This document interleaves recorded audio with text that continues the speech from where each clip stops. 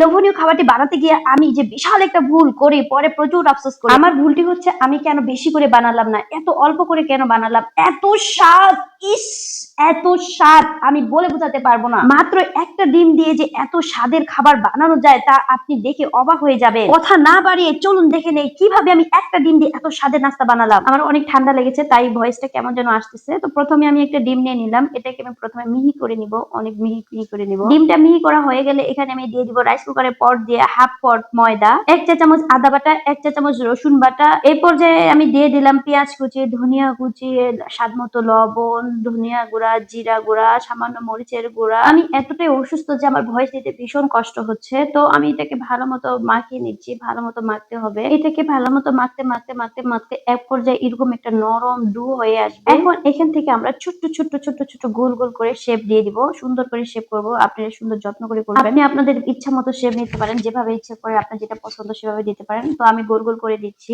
আমি সবসময় আপনাদের জন্য সহজ সহজ রেসিপি নিয়ে আসি যেন সবাই সহজভাবে করতে পারে, এমনকি যারা নতুন কখনো রান্না করেনি তারাও এসব করতে পারবে। আমার শেপ দেওয়া হয়ে গেছে, এখন আমি আরেকটি মিশ্রণ বানাবো। এখানে আমি দিয়ে দিলাম কর্নফ্লাওয়ার 1 চা চামচ, আর দিয়ে দিলাম তার সাথে লবণ, একটু কালো মরিচের গুঁড়া দিয়ে পানি দিয়ে খুব পাতলা করে মিশ্রণটি বানাতে হবে। দেখুন আমি কতটা পাতলা করে বানিয়েছি। এখন আমি বিস্কুটের গুঁড়া করে নিব। আমার রুমে পাউরুটি ছিল না, তো কি করব, বিস্কুট ছিল তাই বিস্কুটের গুঁড়া করে নিলাম। আপনারা পাউরুটির গুঁড়া করে নিতে পারেন। বলটিকে পাতলা মিশ্রণের মধ্যে ডুবিয়ে তারপরে আমি এই যে বিস্কুটের গুঁড়াগুলোর সাথে ভালো মতো মিশিয়ে নিচ্ছি। আর আমার তেলটা গরম হয়ে এখন আমি সব বলগুলোকে তেলের মধ্যে ছেড়ে দিব। আমি অল্প করে বানিয়েছিলাম, ভাবছিলাম যে কেমন না কেমন হয়, আমিও প্রথমবার ট্রাই করছিলাম। আমার রুমে মানুষও ছিল না, শুধু আমি আর আমার ছেলে ছিল, তাই অল্প করে বানিয়েছিলাম। কিন্তু বানানোর পরে বুঝতে পারি এটা যে এত স্বাদ হবে বুঝতে পারিনি। এত মজাদার খাবার জানলে আমি আরো বেশি করে বানাতাম। পরে খুব আফসোস করছি যে কেন আমি এত অল্প করে বানাতাম, আসলে এত স্বাদ ছিল। তো এটা আমি লাল লাল করে নিলাম, মিডিয়াম আছে এরকম ব্রাউন কালার করে ভেজে নিতে হবে। আমার এটা কমপ্লিট হয়ে গেল। এখন এটাকে আমি তুলে নিচ্ছি। এটাকে তুলে আমি হচ্ছে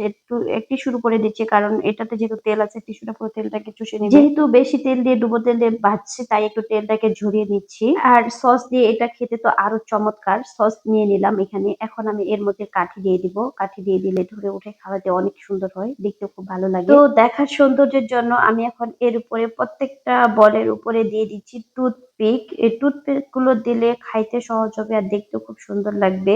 আপনারা চাইলে এটাকে স্কিপ করতে পারেন, এটা অপশনাল, তবে আমি এটা দিয়ে দিলাম যেন দেখতে সুন্দর লাগে আর খেতেও খুব ভালো লাগে, খুব সুবিধা হয় খেতে। তো ফাইনালি আমার টুথপিক দেওয়া হয়ে গেল। দেখুন কত সুন্দর একটা লুক আসছে। এখন এটাকে আমি খেয়ে দেখাচ্ছি আপনাদেরকে যে কি সুন্দর ইয়াম্মি হয়েছে। এত সুন্দর হয়েছে, ভিতরটা দেখুন কত টেস্টি আর ইয়াম্মি। এই প্রথমবার আমি খুব আফসোস করলাম যে কেন আমি বেশি করে বানালাম না। এত স্বাদ হয়েছে খাবারটা, সত্যি বলছি খুবই স্বাদ হয়েছে। এতক্ষণ আমার ভিডিওটা সম্পূর্ণ দেখার জন্য আপনাদেরকে সকলকে অসংখ্য অসংখ্য ধন্যবাদ। Thank you.